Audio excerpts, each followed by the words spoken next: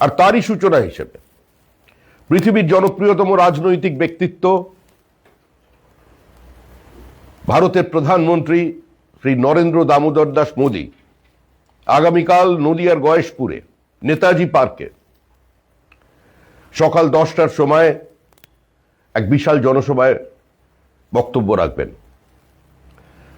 আমরা মানুষের কাছে এটা জানাতে চাইছি যে দীর্ঘদিন ধরে পশ্চিমবঙ্গের যে ভোট সংস্কৃতি, যে রাজনৈতিক সংস্কৃতি তৈরি হয়েছে পর্যন্ত আক্রান্ত হচ্ছে। প্রকাশ্যে সংসদে বলা হচ্ছে যে সারা ভারতবর্ষের সংবাদ মাধ্যম বিক্রি হয়ে গিয়েছে।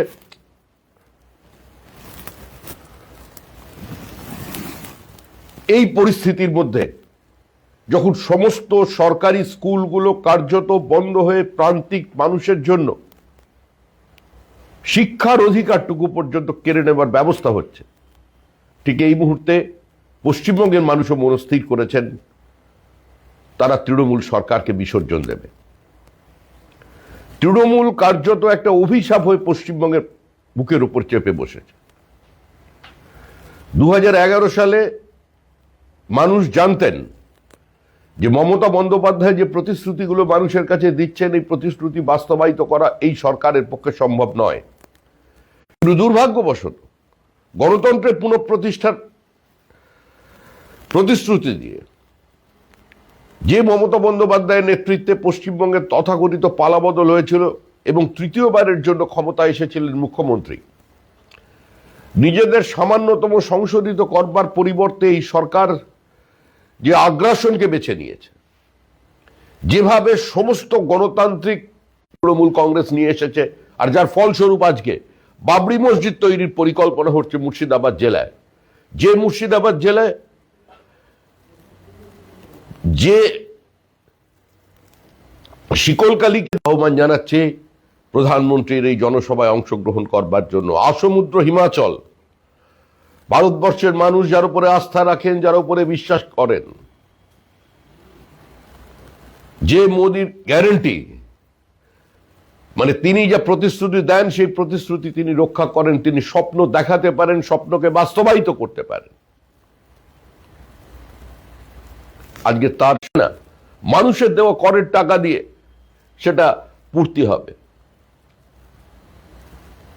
শিক্ষকের নিয়োগের ক্ষেত্রে আবার সময় নেওয়া হচ্ছে। তার উদ্দেশ্য কি?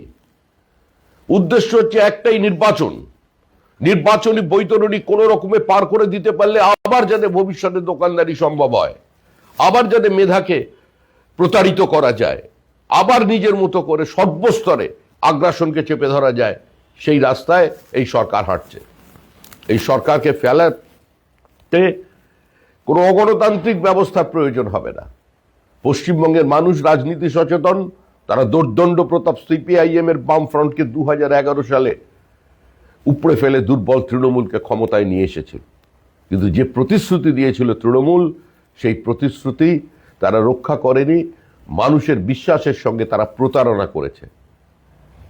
আজ তাই আগামীকাল থেকে সূচনা হবে নদিয়ার মানুষের কাছে সামনে। কোন হিন্দু উদ্বাস্তু ভোটারের নাম ভোটার লিস্টের বাইরে থাকবে না। যারা সর্বস্ব খুইয়ে কিছু রাষ্ট্র নেতাদের দূরদৃষ্টির অভাব ও আত্মসমর্পণের কারণে আজকে ওপারে থেকে যেতে বাধ্য হয়েছিলেন, যারা সর্বস্ব খুইয়ে নিজেদের সম্ভ্রম বাঁচানোর জন্য, জীবন জীবিকা রক্ষা করবার জন্য আজকে এখানে চলে এসেছেন, এই মাটির ওপর আমাদের মতো তাদের অধিকার আছে।